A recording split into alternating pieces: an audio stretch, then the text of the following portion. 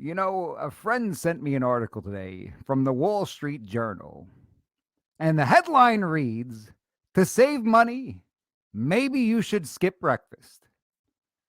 If you didn't hear me, it says to save money, maybe you should skip breakfast. Well, welcome to Biden's America, ladies and gentlemen. It couldn't possibly be true that this country is in rough shape and that Biden has done anything wrong. No. Stop complaining about the economy and just don't eat, you selfish piece of garbage. In Biden's State of the Union address, he made a number of claims about just how dandy life is with the Biden administration running things. But even CNN's own fact checkers couldn't back him up on some of this stuff with a straight face. It's no secret that Americans are still hurting at the gas pumps. And the left will publicly tell you that it has nothing to do with Biden, but you know that secretly they're happy about it. They want oil and gas companies out of business, and Biden said as much during his campaign. I've got a buddy who's in this business, and he's given me a little bit of insight about what's going on. Biden will deny any fault, but he has created more and more regulations on oil and gas, and it scares investment away from refineries. He takes away new leasing and permitting on a significant portion of the country's production. Do we even know about this? Do you know what BLM means? It's not the BLM you're thinking about. I'm talking about the federally owned land, and in the past, the feds would lease it very inexpensively. They were more profitable for oil companies because of lower royalty payments. So now they're requiring additional environmental reviews on leases granted, and there will be no leasing new lands. None. To top it off, he pushes environmental, social, and corporate governance. Of course, that scares investment away from oil and gas. I have another buddy in the industry. He wanted me to remind everyone that gas prices, like the gas for your car, is not necessarily tied to oil or natural gas prices, but driven more by summer driving and refinery maintenance. Well, you have to understand that refineries are only profitable if they sell car gas in the areas where they're located, and each region has a set number of refineries because they have a certain shelf life. But under the Biden administration, new refineries are not being built to replace the aging refineries because they require federal permits, such as air and water, that are not being issued by the federal government. So when demand gets high, or an old refinery needs maintenance, the region suffers with higher gas prices.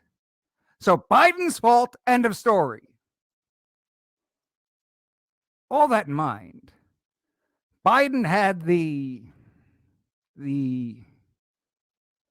trying to think of something radio friendly to call it, but he had the audacity, we'll call it the audacity, to go out there at the State of the Union address and brag about how gas prices are, quote, down $1.50 since their peak.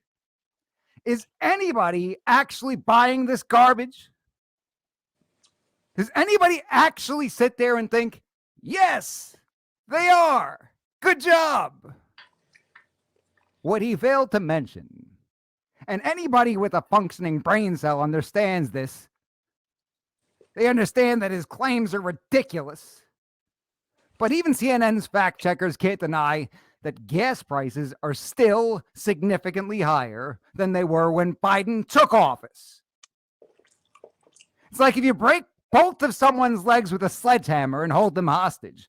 Then one leg gets out of a cast and you say, under my watch, this man regained the function of one of his legs. He used to have 2 broken legs, and now he only has 1 broken leg.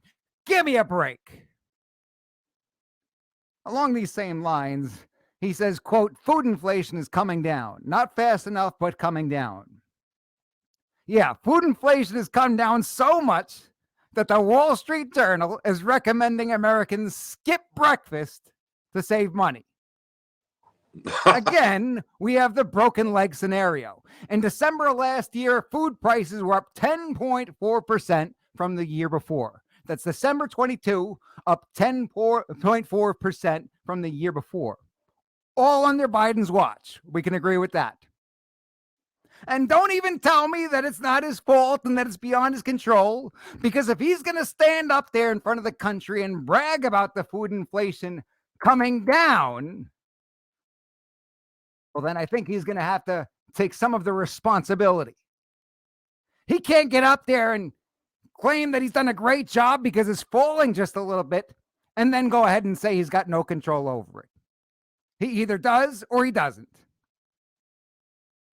And what did he even mean by it's going down? It was at a 40-year high of 11.4% in August of 2022. So 11.4 is the all-time high. December, it's at 10.4. So we should be happy about this. He has what was the word that I came up with? Audacity to give himself a pat on the back for this. So the Wall Street Journal says the price of eggs, juice, and instant coffee have all gone up astronomically. Their suggestion? Maybe you should skip breakfast. Are we in Soviet Russia or something? The price of toilet paper has skyrocketed. Maybe you should skip. Well, you get the point. This is America, ladies and gentlemen. Are we going to accept this as the new normal? Or are we going to vote in some leaders with a good head on their shoulders? Maybe we even start by becoming more self-sufficient and buying local, or even having our own chickens. But instead, what we get is them telling us, hey, this administration is doing great. Maybe you should be the one who takes a look in the mirror and wonders why you feel some undying urge to eat or to drive or to heat your house. Shame on you, selfish pig. No, shame on you, Wall Street Journal. This is America.